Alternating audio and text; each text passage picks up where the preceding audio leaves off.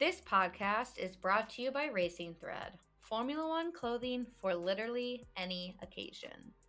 Their clothing features subtle, evocative, embroidered designs of your favorite F1 moments. From Ricciardo's McHorsey entrance to Kevin's first pole.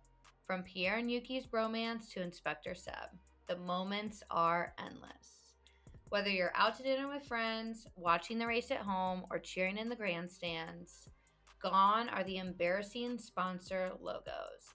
Instead, Racing Thread is F1 clothing you're comfortable wearing anywhere.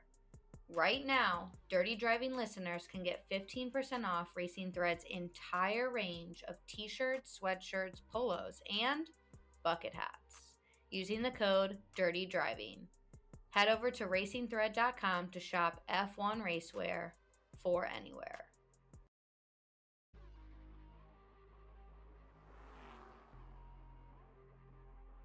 It's chaos. It's a different type of Sunday scary. It's your newest obsession.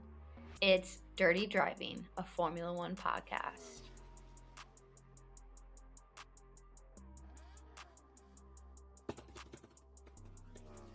Drum roll, please. It's time to meet the 2023 grid. We are going to run through all 20 drivers that are going to be on the grid this year, chit-chat a little bit about who they are, where they came from, and what we think might happen this year. So we're going to start off with the newbies, the rookies, the fresh meat that will have to prove themselves right off the bat. First up is Logan Sargent, who will be racing for Williams in number 2. He finished 4th in the 2022 F2 Championship, and he's the first American driver to be on the grid since Alexandra Rossi competed in, I believe, 5 races in 2015. He is simply not feeling the pressure of that. He said, "Hopefully I can represent America well and make them proud. I don't think it's any extra pressure as I have high expectations for myself." One thing I have to say, it is the most utterly shocking thing to hear an F1 driver with an American accent. And that's all I've got for Logan Sargent at this time. Then we've got Oscar Piastri, who has already started off his F1 career with some drama. He's racing for McLaren in number 81, and he was the F2 and F3 champion who was Alpine's reserve driver last year. I'm not going to recount the drama of whether he belongs at Alpine or McLaren because he's going to be the new Australian in Papaya. That's that. His predecessor, Daniel Ricciardo, reckons that Oscar will benefit from Daniel's struggles. He said that knowledge can be passed on to Oscar and went on to say, "I would like to think they will have a bit of a head start." It was mentioned in Drive to Survive that Oscar Piastri could be the next Max Verstappen, so not only does he have a lot to live up to, but he's got the reigning champion to live up to this season. Our last rookie joining us in 2023 is Nick DeVries. He is racing for AlphaTauri in number 45, and he is a self-proclaimed perfectionist.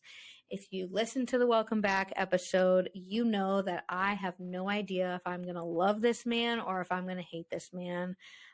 I have not decided if he's a good guy or if he's a bad guy. We don't know. He debuted last year for Williams in place of Alex Albon, who was recovering from an appendicitis. He scored points on his debut, his one and only F1 race, and he didn't just score 1 point, he scored 2 points. Nick has also won the Formula E Championship in 2020/2021 and the 2019 F2 title. What's interesting is that Nick is coming into the team thinking that he is going to be number 1, while Yuki has more experience on the team.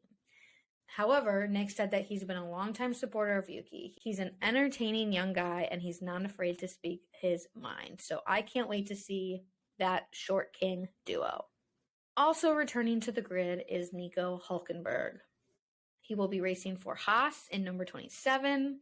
And if you've listened to this podcast before, you know Nico is not my favorite, not my first choice. So he has a lot to prove to me this year. In his career, he's taken 1 pole, has 521 points, and has 181 race starts. He started with Williams and then moved to Force India before ending with Renault. He has sat out for 3 years, but made a few guest appearances in those years. And he holds the record, the very sad record, for more F1 starts without a podium than any other driver. So, like I said, he has a lot to prove to me this year. Up next, we've got our sophomore, Guan Yu Zhao. Alfa Romeo has him this year and for a couple more years in the future, as he signed a multi-year contract in 2021 to stay with Alfa. He rides in number 24, and he is the sophomore. He's shown us what he can do. Now it's time to take it to the next level. He's got 6 points. P8 was his best finish and has had 22 career starts. He's the first full-time Chinese driver in F1, and he took 3rd in the 2021 F2 championship. I'm very excited to see what he can show us this year, especially under the wings of Valtteri. The junior on the grid, who we are discussing next, is Yuki Tsunoda, who will be Nick's partner at AlphaTauri, racing in number 22. He's fast, but he needs discipline. He's got 44 points in 44 starts, and he's a Honda-backed driver who moved from Japanese F4 to F3 to F2 to F1 in just 4 years. So he spent just a year in each, which is very quick. He's going to need to step up this year to not be overshadowed by teammate Nick, while getting over the fact that his bromance partner, Pierre Gasly, will be racing for Alpine. The midfield besties are up next, and we're kicking it off with Alex Albon, who will be racing for Williams in number 23. He has found his confidence in driving with Williams. He's got 2 podiums, 201 points, and 44 races to his name. He is a Red Bull Junior driver who finished 3rd in the 2018 F2 championship before moving to Toro Rosso, then Red Bull, then out for a year before returning to Williams in 2022. Then we have Kevin Magnussen, who will be racing for Haas in number 20. He's got 1 podium, 1 pole, 183 points, and 141 race starts in his career. He's calmed down quite a bit, and I feel like he has found success in being in the mature role in Haas last year to Mick Schumacher. He raced for Haas starting in 2017 all the way up until 2020. His best finish in the World Drivers' Championship was 9th, which is shocking for Haas. And he made his surprise return in 2022 after Nikita Mazepin was put in the trash can. Then we have Lance Stroll, who will be racing for Aston Martin in number 18. And he's the Billionaire Boys Club poster child. He's got 3 podiums, 1 pole, 194 points, and 122 race starts. He debuted in 2017 with Williams and then moved to Racing Point after Papa Stroll bought the team and his seat. Also, I have to pause here. I feel like I'm announcing them at Cotillion, like when they're first introduced to the world as a woman and they're walking down the stage. That is what I'm doing with the grid right now. I just want everyone to be aware. Which brings us to Pierre Gasly, who has switched from AlphaTauri to Alpine and is racing in his number 10. He's got 1 win, 3 podiums, 332 points, and 108 starts in his career. He started with Toro Rosso, moved up to Red Bull, got demoted, and went back to AlphaTauri, which is Toro Rosso. He broke free from the Red Bull family before this year, and we need to see what he can do elsewhere. This could either go very, very well or very, very poorly. And if you've been listening to this podcast a while, you know that I used to call Pierre Gasly the most underrated driver on the grid.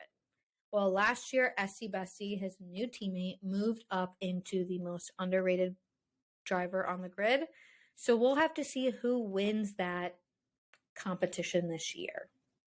Which brings us to his teammate, SC Bestie, Esteban Ocon, who will be racing for Alpine in number 31. He's got 1 win, 2 podiums, 364 points, and 111 starts to his name. He started with Manor before moving to Force India and Racing Point. He is known to be angsty with his teammates, and there may or may not be some drama between these two, like I've mentioned in a previous episode. So we'll see what happens and who comes out as the most underrated driver on the grid. Up next is Valtteri Bottas, who will be driving for Alfa Romeo in number 77. He is in a spot where he needs to be. He is leading a team, and he's going to lead them to success this year. I know it. He's got 10 wins, 67 podiums, and 1,487 points to his name in the 200 race starts he's had. He made his F1 debut in 2013 with Williams, and then later joined Merck in 2017, where he won 5 Constructors' Championship. Last year, he moved to Alfa, replacing retiring Kimi Räikkönen. Lando Norris is our last midfield bestie. He will be racing for McLaren this year in number 4. He's got 1 pole, 6 podiums, 428 points, and 82 starts. This is his 5th season of many to come at McLaren, his only team thus far. Last year, he was the only driver to score a podium outside of the top 3 teams. So lately, he's been rubbing me the wrong way, but I'm hoping for his first win this year. Looking to get the kiddos in your life interested in Formula One? This series includes the ABCs of Racing, which teaches concepts about racing with Red Racer as your guide. The 34-page book is full of gorgeous illustrations inspired by actual tracks and racing situations around the world. The series also includes the book All About Race Cars, a guide to Formula One race cars.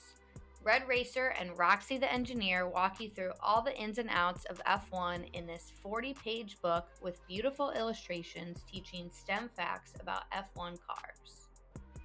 Red Racer Books is on a mission to give kids in the US and beyond a global perspective on sportsmanship, diversity, science, and technology. Right now, Dirty Driving listeners can get 20% off Red Racer Books' entire series using the code Dirty Driving. Head over to redracerbooks.com to buy the kiddos in your life, or the adults, their new favorite book. Up next are the contenders, the ones that are in the running for the championship should things go really well for them. First up is Sergio Perez, who will be racing for Red Bull in number 11. And this man deserves a lot more appreciation than he receives at Red Bull, but he also needs to show us a little bit more consistency to win. He's got 4 total wins, 1 pole, 26 podiums, and 1,201 points in his 235 starts. He's raced for Sauber, McLaren, Force India, and has been nicknamed the Minister of Defense thanks to his incredible teammate support to Max Verstappen and helping him procure both of his championship titles. The next contender is George Russell, who will be racing for Mercedes in number 63. He is, according to the intern John, our resident vampire. He's got 1 win, 1 pole, 9 podiums, and 294 points in his 82 starts. He was the GP3 and F2 champion before joining Williams and then headed to Merck last year to take Valtteri's spot. He took Merck's only pole and win of 2022, which is shocking considering his teammate is the GOAT Lewis Hamilton. Up next is Carlos Sainz, who will be racing for Ferrari in number 55, and he is our spicy chili pepper. He's got 1 win, 3 poles, 15 podiums, and 782.5 points in his 162 starts. He is also a Red Bull Junior driver who started at Toro Rosso, then moved to Renault, and finally was with McLaren before signing with his current team, Ferrari. His teammate, Charles Leclerc, is our last contender for the championship before we move on to the actual champions. Charles, my dude, he comes close, but no cigar. I don't know if you're familiar with that saying, but he's close to getting it, and then he doesn't get it. So he's got 5 wins, 18 poles, 24 podiums, 868 points, and 102 race starts. He has trouble converting poles into wins. This is not new news if you've been a fan. In 2017, he won GP3 and then took the championship in F2 in 2018. He became a rookie with Alfa Romeo before jumping to Ferrari very quickly in his career. His Spa and Monza wins with Ferrari in his first year set him up to sign a multi-year deal with the team that is still happening. Finally, we have our champions. I'm going to start with the back-to-back world champion, Max Verstappen, who will be racing in number 1 for Red Bull. Will he take back-to-back championships? I don't know. That's a big question mark. He's got 2 drivers' championships, 35 wins, 20 poles, 77 podiums, 2,011 and a half points in his 163 race starts. He debuted for Toro Rosso in 2015 at the age of 17. He took 15 of the 22 race wins last season. He absolutely is on a path of domination. Then we have Fernando Alonso, who will be racing for Aston Martin this year in number 14. He is our grandpa of the grid. He's been here longer than anybody. He's been doing this since Nam. He's taken 2 World Drivers' Championships, 32 wins, 22 poles, and has 261 points in his 355 starts. He won the 2005 and 2006 championships with Renault, and then spent 2019 and 2020 racing in different series before coming back to his championship-winning team, which had been renamed to Alpine for these past 2 seasons. Which brings us to the GOAT. The absolute GOAT. That's all I wrote for my notes. GOAT, period. Sir Lewis Hamilton, racing for Mercedes in number 44. This man has 7 World Drivers' Championships, 103 wins, 103 poles, 191 podiums, 4,405 and a half points in his 310 race starts. He started with McLaren back in the day and then moved to Merc, where he absolutely dominated and really became the GOAT that he is today. He was robbed of his 2021 title, so he's back to win his 8th World Drivers' Championship. To recap, both Mick Schumacher and Daniel Ricciardo have moved off the grid into reserve driver slots. Piastri ditched Alpine for McLaren. Alonso went from blue to green, or Alpine to Aston Martin. Gasly leveled up, for sure, we think, moving from AlphaTauri to Alpine. And De Vries is taking Gasly's spot at AlphaTauri. Nico Hülkenberg is back after 3 years off the grid racing for Haas, and Williams chose American Logan Sargent to pair with Alex Albon. That is your 2023 grid, which we will see again on track this Friday, Saturday, and Sunday for the Bahrain Grand Prix that is going to kick off the 2023 season. Thank you so much for listening to another episode of Dirty Driving. Until next time, stay dirty.